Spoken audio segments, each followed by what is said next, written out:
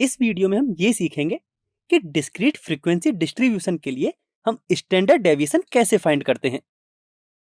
तो सबसे पहले यदि फॉर्मूले की बात करें तो हम अनग्रुप्ड डेटा के लिए ये पढ़ चुके हैं कि वेरिएंस का ये फॉर्मूला होता है एंड स्टैंडर्ड डेविएशन का ये फॉर्मूला होता है। यहां ध्यान देने वाली बात यह है कि जो स्मॉल n है वह टोटल नंबर ऑफ ऑब्जर्वेशंस को डिनोट करता है। अब यदि हम ग्रुप्ड डेटा के लिए देखें तो हम जानते हैं कि जो ग्रुप्ड डेटा के लिए टोटल नंबर ऑफ ऑब्जर्वेशंस है वह सम ऑफ ऑल फ्रीक्वेंसीज के इक्वल होता है। That means sum of all frequencies को हम लिख सकते हैं समेशन fi एंड इसे हम कैपिटल N से डिनोट करते हैं।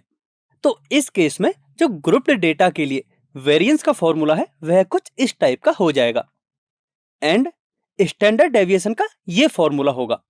अब आपको आपकी स्क्रीन पर जितने भी फॉर्मूले दिख रहे हैं उन सभी को आप अपनी नोटबुक में नोट डाउन कर लें एंड ये सभी आपको डायरेक्ट ही याद रखने हैं।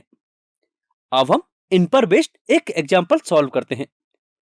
इस एग्जांपल में हमें एक डिस्क्रीट फ्रीक्वेंसी डिस्ट्रीब्यूशन का डेटा गिवन है और हमें इस गिवन डेटा के लिए स्टैंडर्ड डेविएशन फाइंड करना है। तो चलिए अब हम इसका सॉल्यूशन देखते हैं।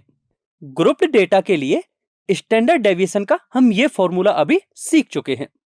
अब यदि आप इस फॉर्मूले में देखो तो सबसे पहले हमें x बार फाइंड करना है। x बार यानी गिवन डेटा के लिए हमें मीन फाइंड करना है एंड हम ये पढ़ चुके हैं कि ग्रुप्ड डेटा के लिए मीन का ये फॉर्मूला होता है एंड हम ये सीख चुके हैं कि जो इस फॉर्मूले में कैपिटल N है वह सम ऑफ ऑल फ्रीक्वेंसीज के इक्वल होता है। तो जब हम फ्रीक्वेंसीज का सम फाइंड करेंगे तो वह हमें 40 के इक्वल मिलेगा। दैट मीन्स कैपिटल N की वैल्यू है 40।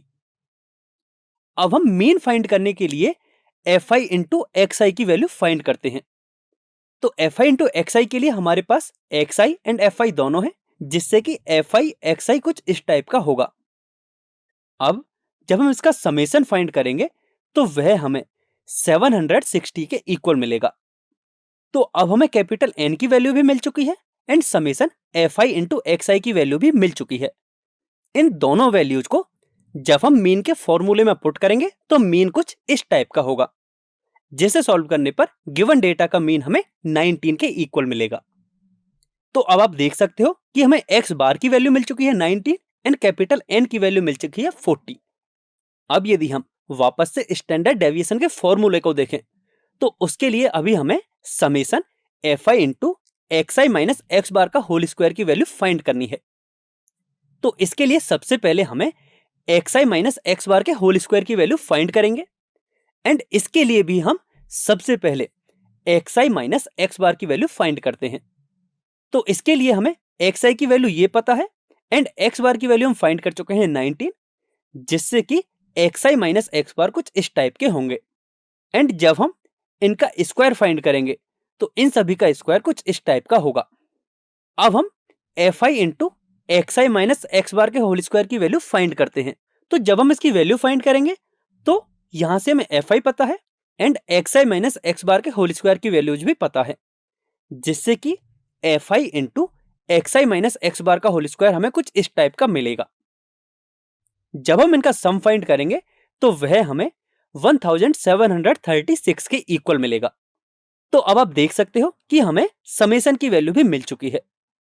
जब हम summation fi into xi minus x bar का whole square and capital N की वैल्यू इस फॉर्मूले में पुट करेंगे तो स्टैंडर्ड डेविएशन हमारा कुछ इस टाइप का मिलेगा जिसे सॉल्व करने पर गिवन डेटा का स्टैंडर्ड डेविएशन मिलेगा 6.588।